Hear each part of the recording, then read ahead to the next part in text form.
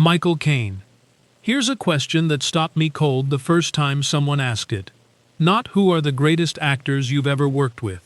That one's easy. Everyone's got a list. Everyone's got an argument. No. This question was different. This one was personal. Someone leaned over and said, "After all these years in this business, who are the 5 people you've loved the most?" I paused, because that changes everything, doesn't it? Greatest and most loved, those aren't the same thing, not even close. You can admire someone's talent from across a room without ever really knowing them. But love? That takes something else entirely. That takes years. It takes long dinners after long days.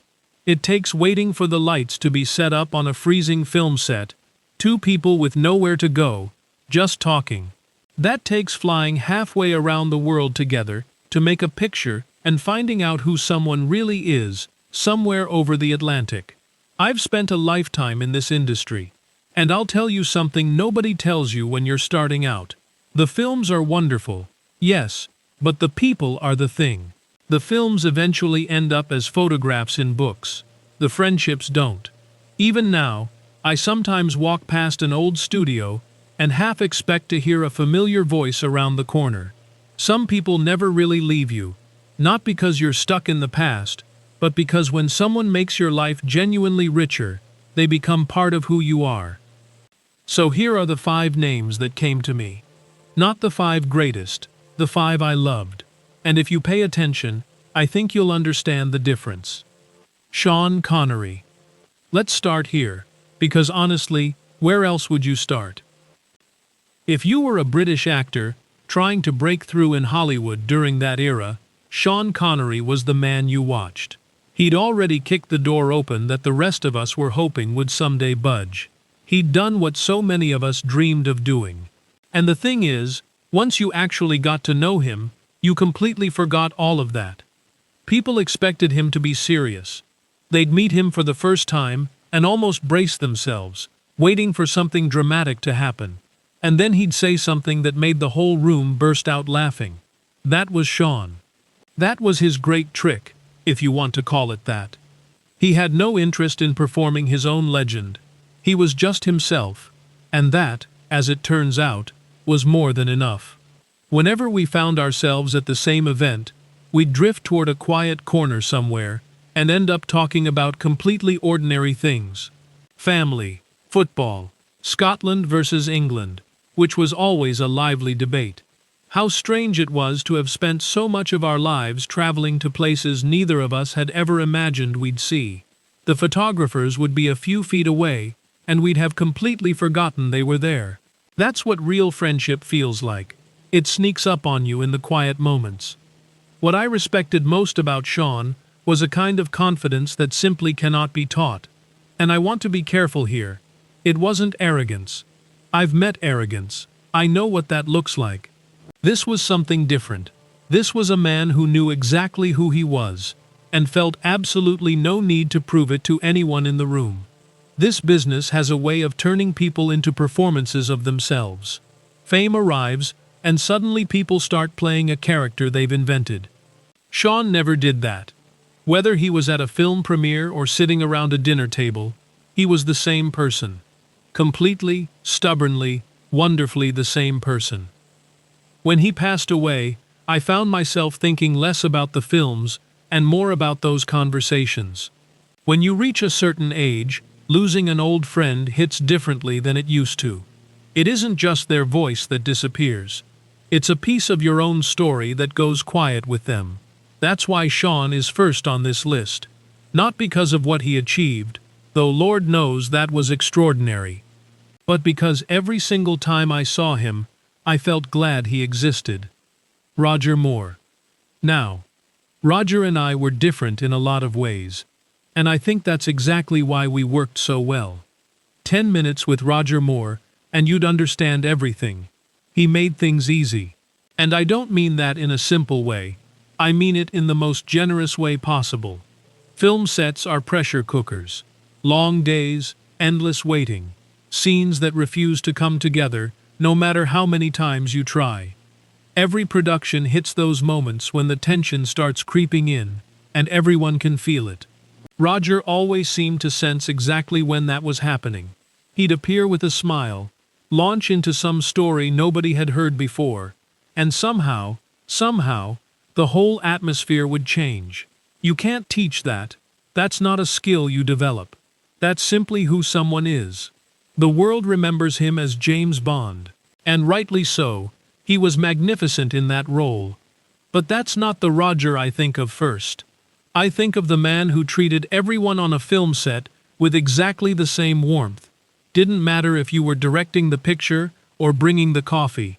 Roger looked people in the eye. He remembered names. He asked questions and actually waited for the answers. That tells you everything you need to know about a person. Here's what I've noticed over the years. Fame is a kind of test. Some people pass it by becoming kinder. Some fail it by becoming increasingly difficult to reach. Roger passed with flying colors. If anything, the more his profile grew, the more determined he seemed to make everyone around him feel comfortable and welcomed. That's not nothing. That's actually quite rare. When we'd meet, on set, at events, wherever life dropped us in the same room, we talked about our families far more than we talked about films. After you've been doing this long enough, you've answered every film question imaginable about 1,000 times. Real conversations, the ones that matter, happen after the tape stops rolling. And Roger was wonderful at real conversations. When he became ill, I watched how he carried himself. No self-pity. No asking anyone to feel sorry for him. He kept the humor going. He kept thinking about other people. That is genuinely one of the hardest things a person can do. And he made it look effortless. When he was gone, the industry lost a wonderful actor. But what I lost was something far more personal. Someone who could walk into any room and make it feel warmer just by being there. I still miss that. Laurence Olivier. I'll be honest with you, the first time I was due to work with Laurence Olivier, I was nervous. Properly nervous. Not butterflies in the stomach nervous. More like what on earth am I doing here nervous. By that point, he wasn't just an actor anymore. He was an institution. I'd spent years watching his work, studying it, trying to understand how someone could disappear so completely into a role. And now I was going to stand in a scene with him. I'd built him up in my mind to something almost mythical, distant, imposing, the kind of figure who makes you feel your inadequacies just by being nearby. He walked over and greeted me like we'd known each other for years. Just like that. No performance, no grandeur. He immediately started talking about the day's work, and I forgot to be intimidated. The thing that struck me most, working alongside him, was the preparation.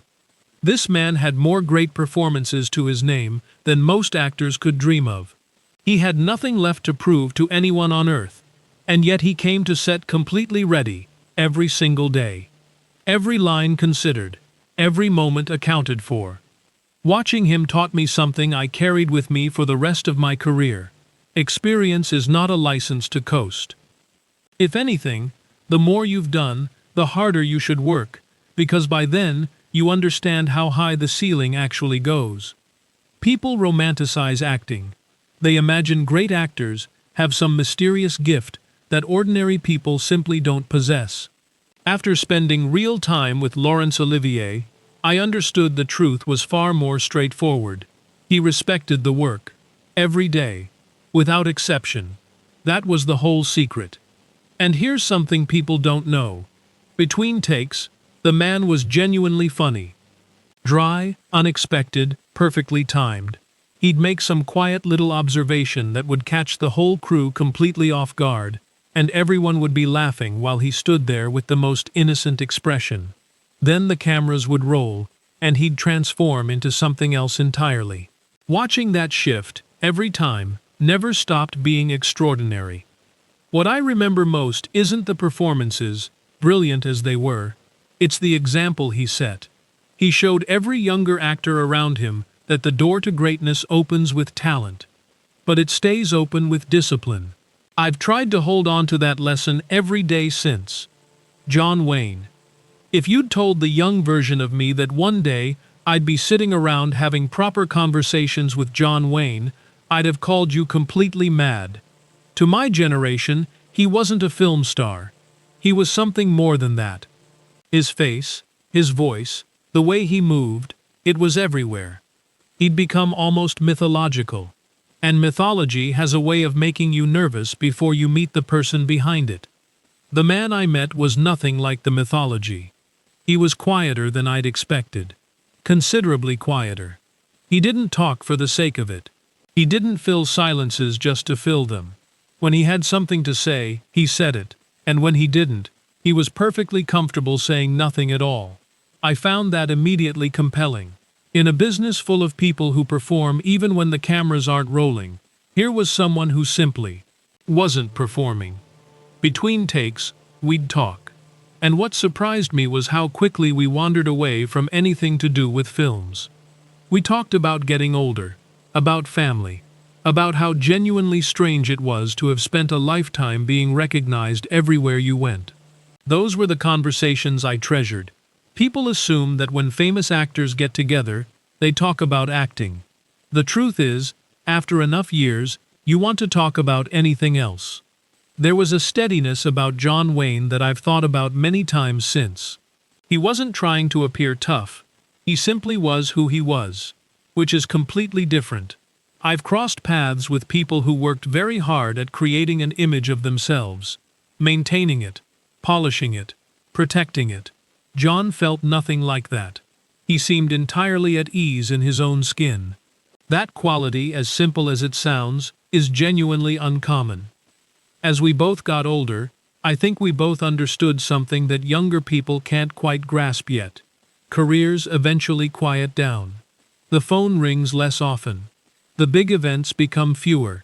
What you're left with is the people you've collected along the way. When he was gone, I felt the loss of him as a person, not as a legend.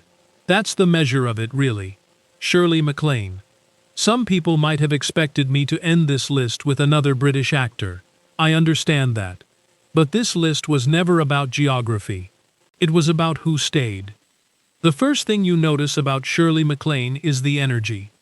She enters a room, and it genuinely brightens. Not in a performative way, it's not a show. It's that she's interested. She asks questions. Real questions. And then she actually listens to the answers. I cannot tell you how rare that is. I've known extraordinary numbers of people in this life, many of them fascinating, and a remarkable portion of them loved nothing more than the sound of their own voice. Shirley was the opposite. She always seemed more curious about what you had to say. Whenever we worked together, or found ourselves at the same table somewhere in the world, our conversations had a way of going on much longer than either of us planned. We'd start on films, drift into family, slide into travel and books, and the peculiar experience of growing older in public. And then one of us would look up and realize an hour had completely vanished. Those are my favorite kinds of conversations. No agenda, no performance. Just two people genuinely enjoying each other's company. What I've always admired most about Shirley is that she never lost her sense of wonder. Hollywood is very good at producing cynics. After enough years, enough disappointments, enough of the machinery grinding away around you, it becomes almost the path of least resistance to become suspicious of everything and everyone. Shirley refused. She kept her curiosity intact. She kept finding reasons to laugh. She kept believing there was something new to discover. That's a conscious choice, by the way. Staying open takes effort. And she made that effort, every time I saw her. That's perhaps why we've remained friends for so long. She's a reminder that growing older doesn't have to mean growing smaller. It just means you've accumulated more stories worth telling. When people ask me what the greatest privilege of my career has been, they expect me to mention a particular film or a particular award. They're always surprised when I tell them the truth. The greatest privilege was the people. The films gave us all a reason to be in the same room. But friendship, real friendship, the kind built over decades of shared meals and long conversations, and simply showing up for each other, That's what gave us a reason to stay in each other's lives. When I look back now, I genuinely don't think you can ask for much more than that. At the end of everything, you don't lie there thinking about how many films you made or how many awards sat on the shelf. You think about who was standing next to you. You think about the voices you still hear. You think about the people who made the whole strange, wonderful, exhausting, extraordinary journey worth taking. Those are the memories I've held on to, and I imagine I always will. If this moved you even a little, if it reminded you of someone in your own life who deserves more than a passing thought today, share it with someone. And if you want more conversations like this one, you know what to do. We'll see you next time.